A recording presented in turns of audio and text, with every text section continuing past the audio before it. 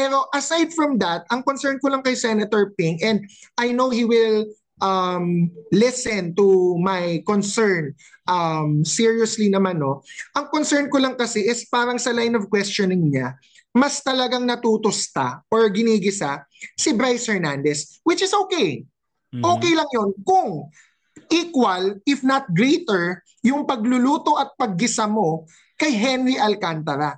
Kasi si Henry Alcantara, among all senators, except maybe Senator Kiko and Senator Erwin, na medyo may mga maanghang na nasabi about Henry Alcantara, parang baby na baby si Henry Alcantara, super cute na, ang cute-cute mo, baby, di ba? Ano, ilalalabay kita, heli kita, hindi ka namin, sasaktan, huwag ka mag-alala. Pag may sagot ka, hindi namin questionin na, ha? Bakit hindi mo alam? Ang tanga mo naman dahil district engineer ka, pipirma-pirma ka lang, yan ang palusot mo. Walang mga ganon. Baby, ibe-baby ka namin. Si Senator Ping naman, hindi naman sa baby niya si Henry Alcantara, but I want to see the same vigor, I want to see the same zeal or zealousness in questioning Henry Alcantara kasi all roads sa Bulacan, of course, hindi pa ito yung buong flood control scam. All roads in terms of the corruption scheme sa Bulacan will lead to Henry Alcantara. Yeah. It will be up to us to squeeze. Kailangan mapiga si Henry Alcantara na ikanta. Sino pa bang pwedeng ikanta? May mas mataas ba? Regional Director, Undersecretary? Because si Bryce Hernandez, hindi din finalo up ng mga senador. Even si Senator Ping, sinabi ni Bryce Hernandez na si Yusek Roberto Bernardo, the richest DPWH Yusek na wala na sa DPWH ngayon, ang nagmamanipulate daw ng mga senatorial funds na bumababa sa Bulacan. What does that mean? Yeah. Hindi nag-follow up question kay Bryce, hindi nag-question kay Henry Alcantara na, nandiyan ka naman, nag-i-impake ka, you're boxing and unboxing the piles of cash on the table na wala kang alam na may nakasulat doon, Undersecretary Mitch Cahayon. Hindi naman taga Bulacan si Mitch Cahayon. Bakit hindi siya tanungin? Taga Caloocan si Mitch Cahayon, tumakbong congresswoman. Although dati DSWD Undersecretary. So, yun yung concern ko sa hearing kasi ang daming mga pwede pang i-follow up and ang dami pang pwedeng igisa kay Henry Alcantara na parang super mark safe siya compared to Bryce Hernandez. Ang ano ko nga kasi laging binabanggit, excuse me, laging binabanggit ni Senator Lacson, and in fact some others as well, na sabihin na ni Bryce kung sino yung proponent nung pero wala siya na makuha-kuha no? And then kita mo si Alcantara parang kulang siya. I mean, it's like parang okay, parang bahala kayo diyan. Parang ganun yung kanyang demeanor at si Bryce Hernandez nga itong medyo nalalagay on the spot no. I'm hoping Attorney Jess na in the coming hearings may makikita pang paraan si Senator Lacson, yung ibang mga konsehal kung paano talaga makuha from them yung mas ano pa na impormasyon no, kung sino talagang maituturo nila no. These hearings can sometimes be may mga blurred na mga ethical lines diyan. As a lawyer, you think the witnesses, regardless of kung gaano katindi yung inaakusa sa kanila or yung mga inamin nila, do you think they're being provided or afforded protection that they also deserve as citizens?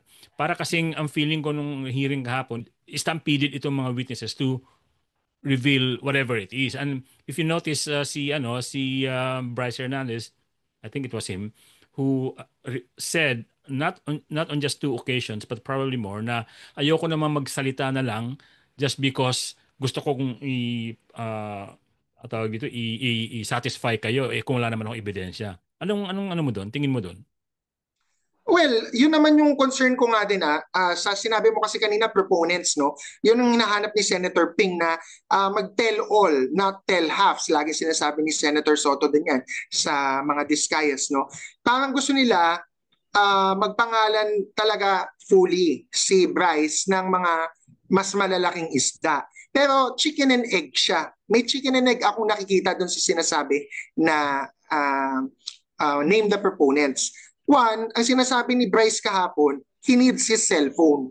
Kasi parang kailangan daw ma-lift muna yung contempt so that he can access his cellphone or the relevant evidence para magsasalita siya, magpapangalan siya with evidence. So, sa akin, chicken and egg kasi ayaw naman i-lift ng Senate yung contempt unless magsabi siya ng mga pangalan or mag-tell all.